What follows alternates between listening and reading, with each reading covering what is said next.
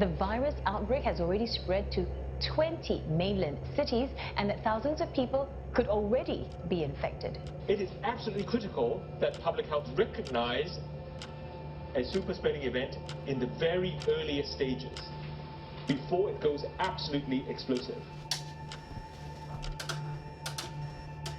Tonight, the CDC says the first confirmed U.S. case of the contagious coronavirus now in Washington state. When the American arrived, he showed no symptoms. With emergency measures being taken to stop the spread in China, the death toll from coronavirus has doubled to 6 as the number of confirmed cases soars to some 300. We started tracking the news from China early on, and what concerned me as an emergency department director and physician was that the asymptomatic phase of the viral infection rendered our infection control protocols ineffective. Drastic measures to halt the spread of that deadly virus. Wuhan, China, ground zero for the outbreak, now under lockdown. The city of 11 million now halting all public transportation and outbound flights. What do we have?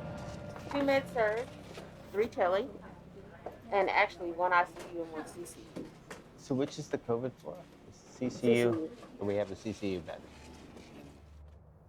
When China locked Wuhan down, I started preparing the 5 emergency departments I manage for the worst. I was responsible for preparing over 400 doctors, nurses, and physician assistants for what would be the greatest challenge of our lives. Scientists around the world are meeting in Geneva to discuss ways to combat the new coronavirus. One step forward, the virus has been officially named as COVID-19. It doesn't stigmatize people or places. The chief of the World Health Organization said there is still a chance of containing it if enough resources are devoted to the fight. A virus can have more powerful consequences than any terrorist action. When we learned that this was a new coronavirus, we started having almost daily staff meetings among hospital administrators, physicians, and nurses in order to plan for the coming pandemic.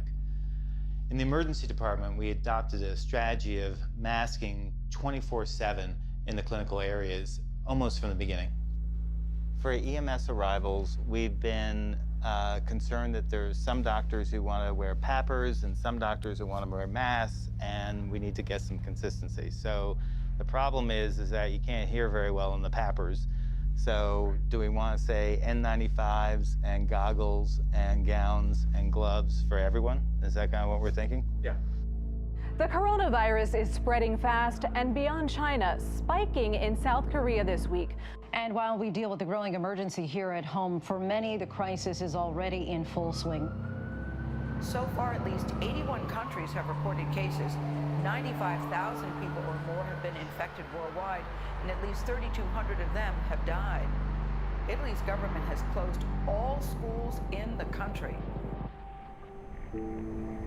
Breaking news. The first death from coronavirus here in the United States. A man in his 50s dying from COVID-19 infection. President Trump and his team confirming the fatality and warning Americans not to panic. By the time San Francisco had declared a state of emergency, we had gotten reports throughout the world that COVID-19 had a distinct asymptomatic contagious phase. This represented a unique problem for us since all our infectious disease protocols were based on identifying at-risk patients in triage. This required us to rapidly expand the footprint of the emergency department to include these respiratory tents so that we could isolate patients and keep other patients and staff members safe. For the first time, the World Health Organization declaring the outbreak of COVID-19 a global pandemic. We're going to begin tonight with breaking news. The president declaring a national emergency, which he says will unleash the power of the federal government to combat the coronavirus pandemic. Is Air Medical taking anybody? Or what? There. So any positive COVID patient they'll take. Intubated is always more preferable. All right, so everyone's feeling pretty secure about that. Yeah. All right. The city of New Orleans is fast becoming a global hotspot for the virus, giving it the highest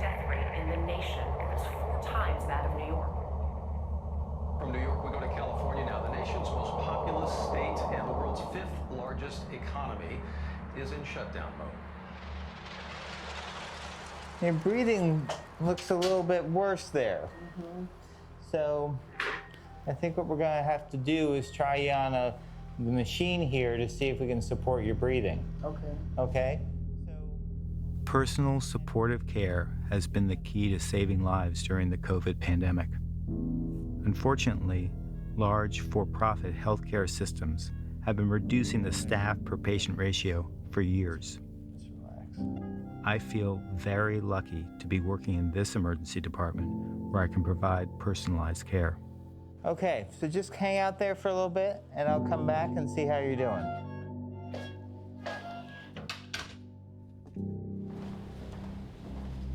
Here we are, it's March 26th. The U.S. has the highest number of COVID patients in the world.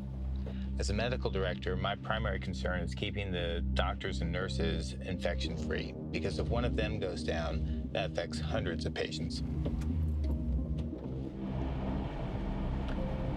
I had to tell the hospital administrators that if they didn't follow the emergency department recommendations for masking and someone got sick, good luck. I have to admit that some of my own colleagues weren't 100% on board.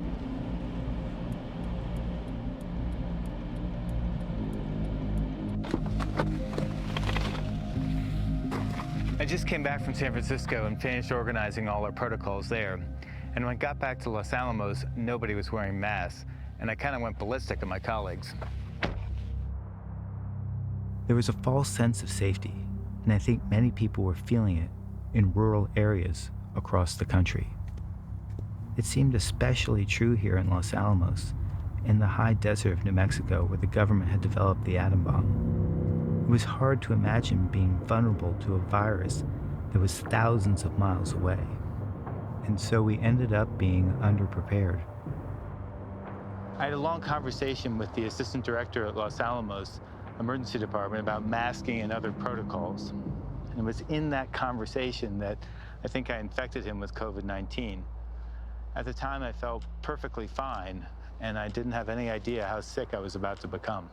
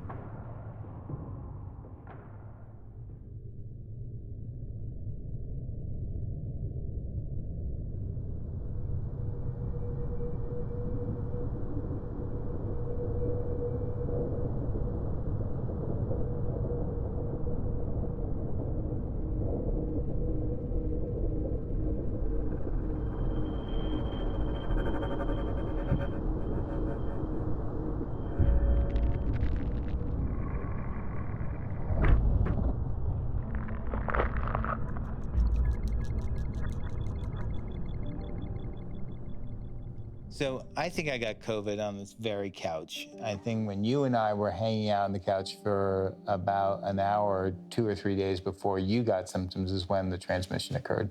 And I got it from my girlfriend, Billy, who had no symptoms. And when I had it, I only had a pretty bad fever for about a day, and that's it. And I kind of just thought it was a flu or a cold or something. But I could tell you had way more than a flu or cold or something, because you were getting increasingly more withdrawn. You were going downhill. 5 or 6 days in, your mood really shifted significantly, and that really made me scared. And right when that was starting to happen, we decided that we should probably take you to the hospital up to Los Alamos because Mom was nervous about you sleeping through the night and yada, yada, yada. And so we pretty much forced you to go. I mean, essentially kicking and screaming. It was an intervention. Yeah, I didn't want to go. I had spent years in hospitals on overnight shifts and 24-hour shifts, and I had a kind of PTSD about all the loneliness associated with that. And during the COVID epidemic, I knew I was going to be completely alone.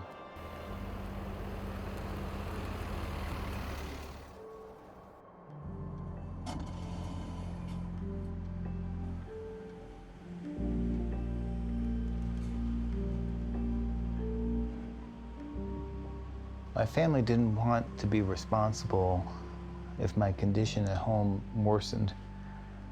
I knew that at that point during the pandemic, there was not much a hospital could do for the COVID-19 infections. I also knew that given the protocols that I had put in place, that I would remain in isolation during my hospital stay. The next morning, I pushed so that I could get home as soon as possible.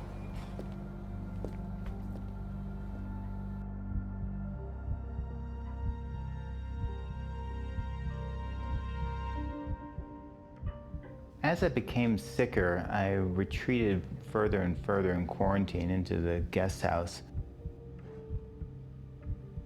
The weird thing about COVID is that for part of the day, you feel well, as if you're going to be on the road to recovery. Then all of a sudden, your fever comes back, you feel weak, you can't move, you feel just as sick or worse than you ever have before. And this cycle repeats itself day after day. It did become manageable, however, with use of oxygen and Tylenol. Then all of a sudden, I began to experience searing chest pain every time I took a breath. My back began to spasm and I couldn't get in a comfortable position. My heart began to race.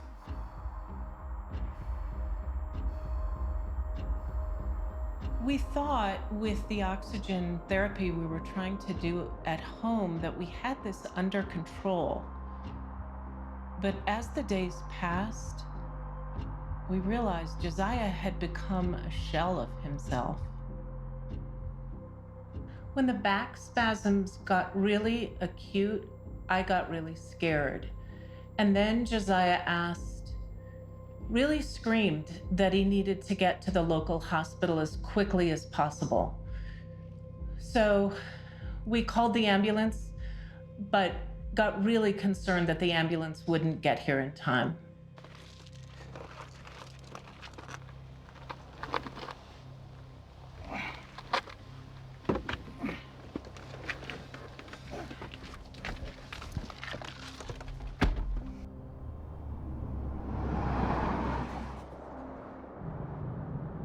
When Sam and Josiah got sick, I had a sense of inevitability.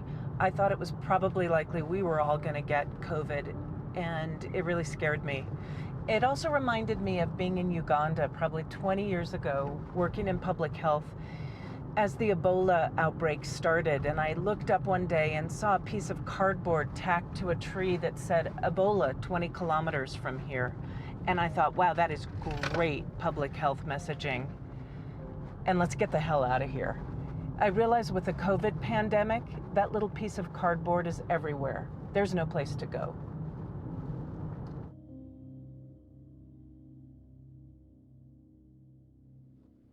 I can start to feel a fever come on, and I know when that happens, my oxygen saturation is going to drop with the increased metabolic demands of the fever.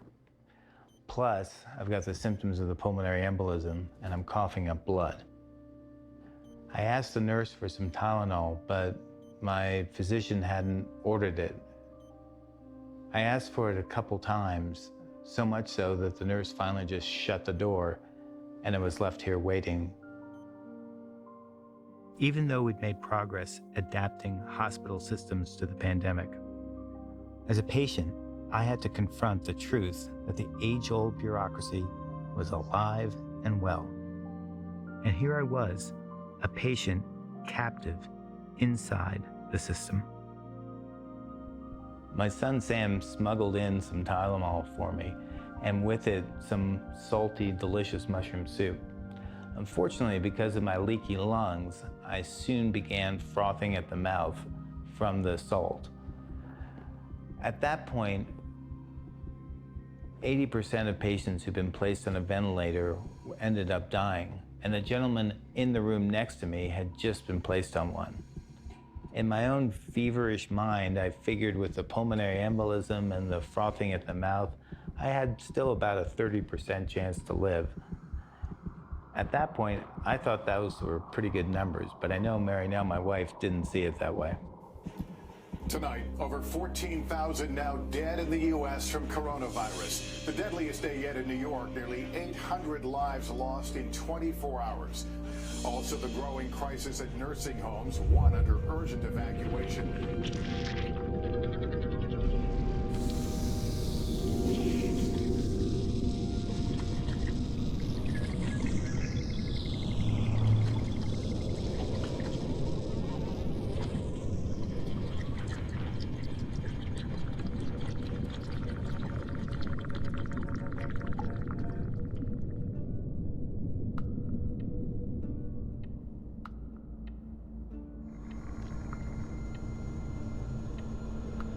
All right, Mr. Child, I want you to keep your arms straight. The machine is going to talk to you. It's going to say stop breathing. Try not to inhale and stop breathing. Just stop where you're at. Do you have any questions? No. We're going to begin. As my symptoms escalated, I was feeling a kind of terror, like falling off a bicycle. Breathe. Everything was in slow motion, and I knew that I was crashing. Breathe in. Hold your breath. My coldly rational doctor's mindset took over Breathe. as I observed the events unfold. Hold your breath. But it was almost like I was in a state of paralysis, unable to intervene. Breathe in. Hold your breath. After I was diagnosed with the pulmonary embolism, I started coughing up blood every few hours. I knew intellectually that the right treatment for this was a blood thinner, but I also knew that some patients end up bleeding into their lungs. I was scared, but I was also so exhausted that the whole thing started to blur together. Josiah asked his physician to send me a copy of his CT scan for a second opinion. As a radiologist, it's my job to look inside people to diagnose disease. Looking inside a friend and colleague is especially tough. It was early April. I hadn't seen too many COVID patients' CT scans yet. I had been studying the literature and expected to see signs of pneumonia and inflammation, which I certainly did. But what really shocked me was the severity of disease I was seeing in Josiah's chest. The yellow structures you're seeing here are pulmonary emboli, which are clots lodged in the arteries of his lungs. These clots had formed in Josiah's legs, traveled through his heart, and are blocking the vessels that bring blood to his lungs. His normally healthy, spongy lung tissue was necrotizing, dying, and turning into a soupy stew of blood, mucus, and dead tissue. This mess is what he was coughing up in the hospital. Josiah's heart was a major cause of concern for me, because while his lung function was rapidly diminishing, his heart was becoming strained, which put him at a risk for heart attack. I could only imagine the severity of sharp, stabbing chest pain that Josiah was experiencing, on top of the shortness of breath. While the blood clots were of grave concern, this pulmonary inflammation represented in orange put Josiah in danger of respiratory failure, which is what kills most of the patients who die from COVID-19. This is known as lung consolidation, a state in which no air exchange takes place and the patient can literally suffocate. The last thing Josiah and I reviewed was the small calcification in his left main coronary artery. The rest of his heart looked pretty good, which was a bit of good news given the extent of bad news with the lung disease, the pulmonary emboli. Seeing all of this horrible disease brought about by COVID was very concerning in a friend and colleague, and I was really quite worried about him. Although I had amazing doctors and nurses caring for me, the hospital can be a lonely place. But when Steve Abaddon took me through my CAT scan, the care that he took made me feel cared for in some strange way from the inside, and it was a very profound feeling.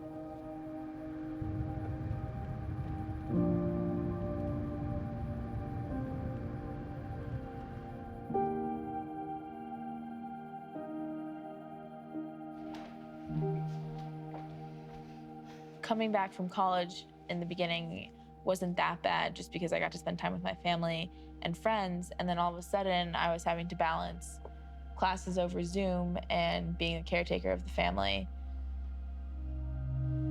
And then once Dad started to get better, Mom started to get worse, and then I kept thinking in the back of my head, like, when am I gonna get COVID if they've all had it or have it?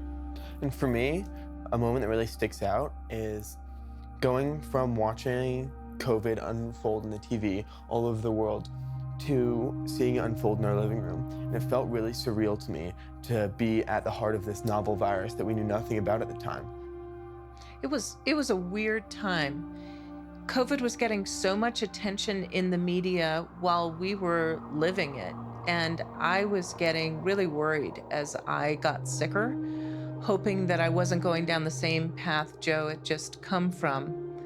And now I look back on that period of time a little bewildered, but with a lot of relief that we're all fine, and in some weird way, this virus has brought us closer together.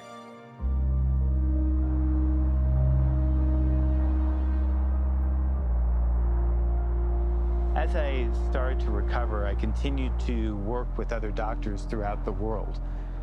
We worked at a round-the-clock feverish pace in order to try and find solutions to the various problems that the pandemic presented. It was an amazing time to be a physician, and I think we'll always remember this period of time because we were able to find solutions to keep people safe at a speed which has never been seen before.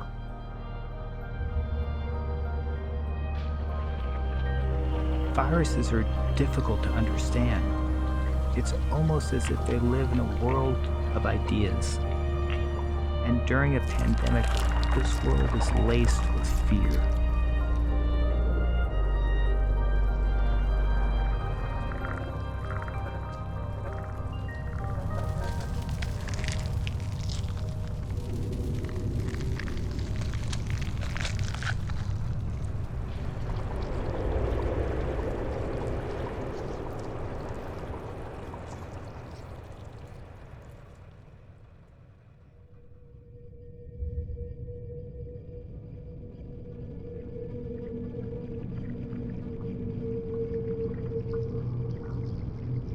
Scientists estimate that there are more SARS-CoV-2 virus particles on Earth than there are stars in the sky. 100 years ago, the 1918 Spanish flu pandemic killed almost 700,000 Americans and at least 20 million people worldwide. The extent and depth of the suffering we experienced then has almost completely been forgotten. And what many people don't realize is that the Spanish flu is still with us today as one of the many strains of the seasonal flu. Even if we could easily pinpoint infected people, which we can't, most infections are transmitted by either pre-symptomatic or asymptomatic carriers. People tend to revolt against wearing masks when they believe they are not sick. But in order to contain the virus, we need to overcompensate and create a sort of religion around wearing masks and social distancing. One thing that hospitals have in common across the country is that they weren't built to isolate large numbers of patients and staff. So now I'm going to swab you. It's going to be a little bit uncomfortable. Okay. Okay. Emergency departments are using respiratory tents like this one to keep patients separated while they're being evaluated.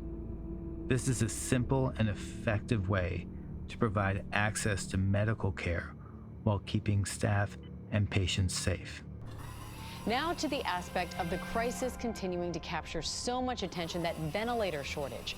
Red alerts across the country as officials and healthcare workers scramble for ways to increase the supply of that life-saving equipment. One of the great failures of the pandemic was that back in March, we believed COVID-19 was similar to other respiratory illnesses. So when patients went into respiratory distress, we put them on ventilators. This meant paralyzing them, sticking a plastic tube down their throat, and using the ventilator to force air into their lungs. The idea was you would take a intubation tube such as this, or ET tube, pass it through the patient's mouth, past the vocal cords and into the larynx, and then blow up this balloon. The idea was this balloon would prevent virions in the lungs from infecting the room and other staff members. Unfortunately, patients didn't do very well on ventilators with COVID, and New York City saw a mortality rate something like 80%.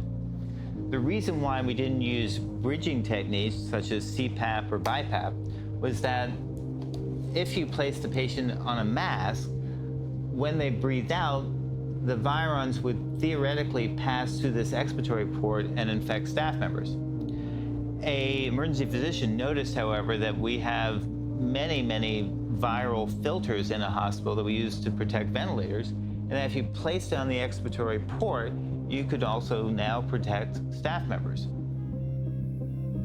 This non-invasive approach was greeted with great controversy throughout the country. But once adopted, the so-called ventilator shortage disappeared within weeks.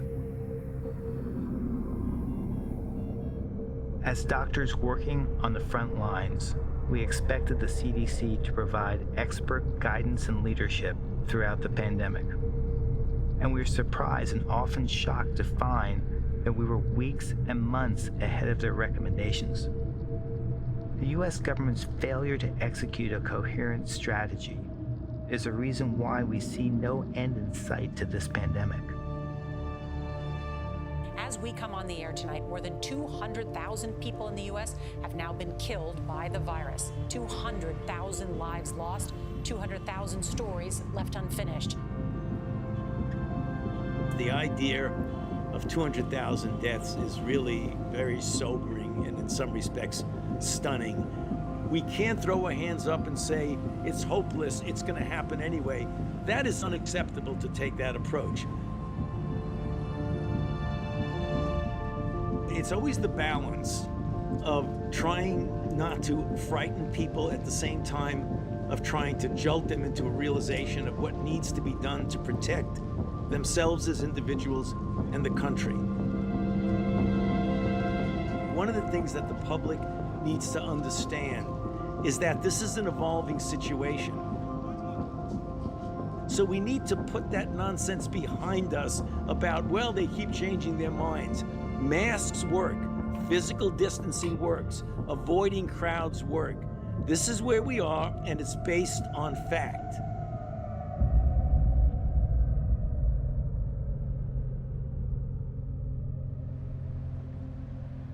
Dr. Robert Gallo and Dr. Anthony Fauci were the kind of elders in the House of Medicine that we in the front lines turn to, if not necessarily for answers, at least for perspective as to how to navigate this pandemic. Elders in society have always filled this role, and I can only imagine that when society faces its next crisis, that we who lived on the front lines of this one will be turned to by the men and women on the front lines of the next one for some kind of perspective. And I only hope that we can provide that.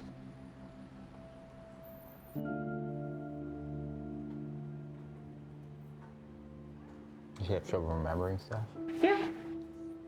Can she like walk up a flight of stairs? Nope. She cannot breathe. And I say, you are short of breath. And she says, no, I'm not. Girl, I've been a nurse too long and I know that sound. You're struggling. People seem to think that, oh, well, you know, you'll bounce back, you'll come back tomorrow. It's like, so I'm not IT. People who weren't intubated are struggling to come back to work. So I knew she wasn't going to be. Yeah. No spring chicken jumping around here. Yeah. No.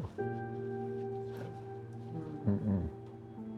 I mean, I worked really hard at it. I was like 3 hours a day. It was exercising and getting back in shape. Yeah, and she's doing physical therapy, but I'm afraid that if Shaq can go to the doctor, that I'm gonna find her dead in that apartment. Mm-hmm.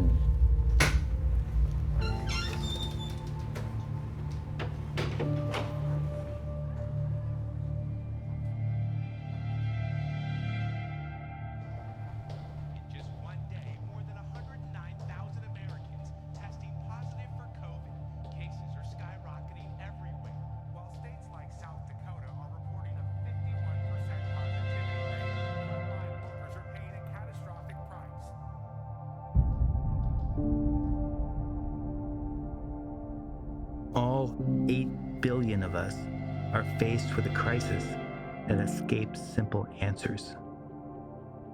Humanity will survive this pandemic. It's just a question of the extent of death and suffering we will experience in order to get there. Emergency eviction moratoriums run out. Millions of Americans are now in limbo as they struggle to maintain a roof over their head. The government is warning that the financial damage caused by the pandemic will last for years. This pandemic highlights that those in the margins pay the heaviest price, as they have throughout history. No justice, no peace. No justice, no peace. No justice. The pandemic is forcing us to reckon with social and economic systems collapsing before our eyes.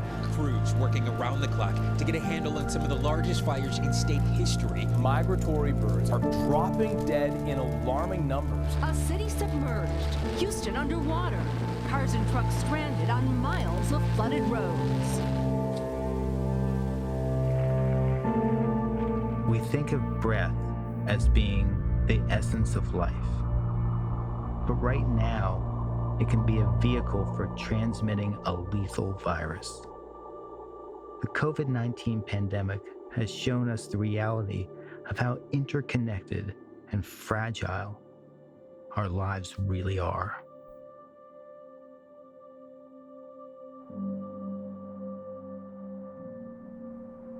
Honestly, I think a combination of desperation and imagination sometimes brings out the best in people. I know I became a physician because handling crisis, I thought, brought out the best in me. Prior to this pandemic, I think the House of Medicine had fallen asleep. But as the crisis spread throughout the globe, thinking minds throughout medicine started working together and disseminating information at a speed never before seen in human history. I know for me personally, it brought out some of the best qualities in myself. I was able to think deeply and clearly and provide leadership that I hadn't been able to do before. And maybe that's the lesson of this pandemic.